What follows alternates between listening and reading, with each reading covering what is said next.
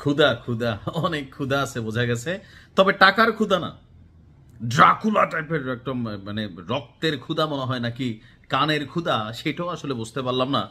কথা বলছি এই মুহূর্তে সোশ্যাল মিডিয়াতে আলোচিত একজন বিএনপির নেতার বিরুদ্ধে যে অভিযোগ উঠছে যে একজন বালু ব্যবসায়ীকে তিনি তুলে নিয়ে মারধর তো করছেনই, তারপরে নিজের দাঁতে, অবশ্য তিনি কোন টুথপেস্ট দিয়ে দাঁত ব্রাশ করেন জানি না, তবে আমরা ছোটবেলায় আংরা দিয়া ছাই দিয়া দাঁত মাজতাম।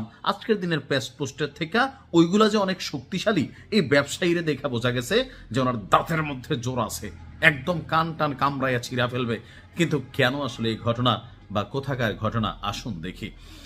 দর্শক, নরসিংদী পলাশ উপজেলার ঘোড়াশাল বাংলাদেশ জুট মিল এলাকার সামনে এই চাঞ্চল্যকর ঘটনাটি ঘটেছে। যার সাথে ঘটেছে তার নাম হচ্ছে সাখাওয়াত হোসেন, বয়স হচ্ছে 48, একজন বালু ব্যবসায়ী। আর যার বিরুদ্ধে কান কামড়ানোর বা কান খেকু, তার নাম হচ্ছে মহিউদ্দিন চিশতিয়া। ঘোড়াশাল পৌর বিএনপির যুগ্ম সাধারণ সম্পাদক অর্থাৎ একটা ভালো পদে আছেন। তো ঘটনার প্রেক্ষাপট কি, যে যিনি ভুক্তভোগী শাখাওয়াতের বক্তব্য হচ্ছে তিনি শীতলক্ষা নদীর পারে একটি নির্মাণ কাজের জন্য ড্রেজার দিয়ে বালু ভরাট করছিলেন। শ্রমিকদের বেতন দিয়ে ফিরে আসার সময় কয়েকজন মোটরসাইকেল আরোহী ক্যারেক্টার বা মানুষ তাকে জোর করে তুলে নিয়ে যায়। পরে যেই কানখেকু বিএনপি নেতা মহিউদ্দিন চিশতির বাড়িতে প্রায় 1 ঘন্টা তাকে আটকে রেখে মারধর করা হয়। এক পর্যায়ে অভিযুক্ত বিএনপির নেতা তাকে জিজ্ঞেস করেন কেন তাকে না জানিয়ে ড্রেজার বসানো হয়েছে। এরপরে তিনি রাগে ক্ষোভে তার কানে কামড় দেন বলে অভিযোগ করা হয়। আহত ব্যবসায়ীর কানে 4টা সেলাই দিতে হয়েছে এবং শরীরের বিভিন্ন স্থানে আঘাতের চিহ্ন রয়েছে। হইতেই পারে এলাকার গার্জিয়ান, তুমি ড্রেজার দিয়া বালু খনন করবা, আর বিএনপির এত বড় একজন পোস্ট পদবীর যুগ্ম সাধারণ সম্পাদক তুমি ওনাকে অসম্মান করলা, এটা হইতেই পারে না।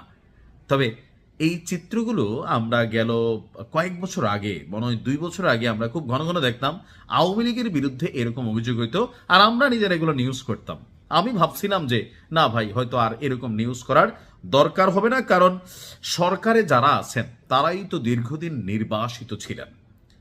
তবে সরকারে যারা মূল ক্যারেক্টার তারা সবাই সোজা লাইনে চললেও বাংলাদেশের বিভিন্ন স্থানে এরকম চিশতি ভাইয়ের মতন কানে কামড় দেওয়া বা পায়ুপথে বাতাস দেওয়া অনেক ধরনের বিএনপি নেতা আমরা দেখতে পাচ্ছি। তারা কি আসলে বিএনপির কল্যাণ করছেন নাকি অকল্যাণ করছেন, নাকি আওয়ামী লীগের মতন পরিণতির দিকে নিজের ধান্দার জন্য দলকে তিনি বিপদে ফেলতে যাচ্ছেন?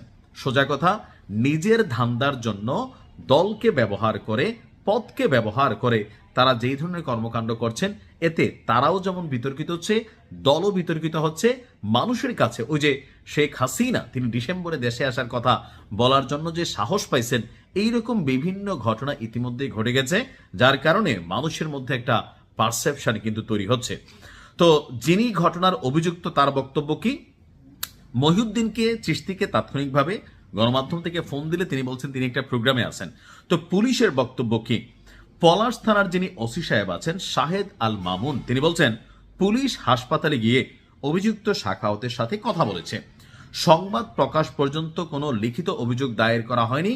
তো আমি যতটুকু দেখলাম কিছুক্ষণ আগে গণমাধ্যমে আসা নিউজটাতে, দৈনিক ইত্তেফাকের করা একটা প্রতিবেদন, যে নরসিংদীর সেই কানখেকু চিশতি সহ এখানে আপনার 9 জনের বিরুদ্ধে, সম্ভবত 11 জনের বিরুদ্ধে একটা মামলা দায়ের করেছেন সাখাত সাহেব, অর্থাৎ যারা মোটরসাইকেলে করে তাকে এসে তুলে নিছে, মারধর করছে। তবে এই ঘটনাগুলো নিয়ে আমরা নিউজ করতে চাই না, কিন্তু আপনারা যদি চান্স দেন, আসলে আমরা যারা কথা বলি নিরপেক্ষভাবে কথা বলার চেষ্টা করি, সরকারে যেই থাকুক আমাদের এই নিউজগুলো হয়তো তাদের জন্য একটু বিব্রত অবস্থান তৈরি করে, কিন্তু এমন ঘটনা যেন তৈরি না হয়, আমরা যেন এমন নিউজ করতে না হয়, সেইটা মাথায় রাখার দায়িত্ব কিন্তু আপনারা যারা বিএনপি করছেন। আপনারা দীর্ঘ একটা সময় আওয়ামী লীগ সরকারের হাতে নিপীড়িত হয়েছেন, জুলুম হয়েছেন, গুমের শিকার হয়েছেন, খুনের শিকার হয়েছেন, আপনারাই কিন্তু বলেন স্বৈরাচার ছিল আওয়ামী লীগ। তো আজকের দিনে কোন এলাকায় কে ব্যবসা করবে, কে ড্রেজার দিয়া বালু ভরাট করবে, কে দোকান করবে, কে বাড়ি করবে, এগুলো যদি আপনাকে জিজ্ঞেস করে করতে হয়, তাহলে ভাই আপনি কিন্তু আপনার দলের জন্য,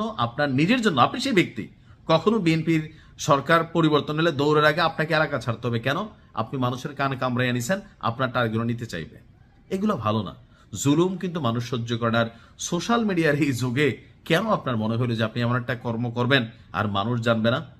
বাকিরা যারা আছেন তারা কিন্তু অতীত থেকে শিক্ষা নিয়ে সাবধান হন, যদিও জাতি হিসেবে আমরা অতীতকে এত বেশি গুরুত্ব দেই না। ভালো থাকুন। আসসালামু আলাইকুম।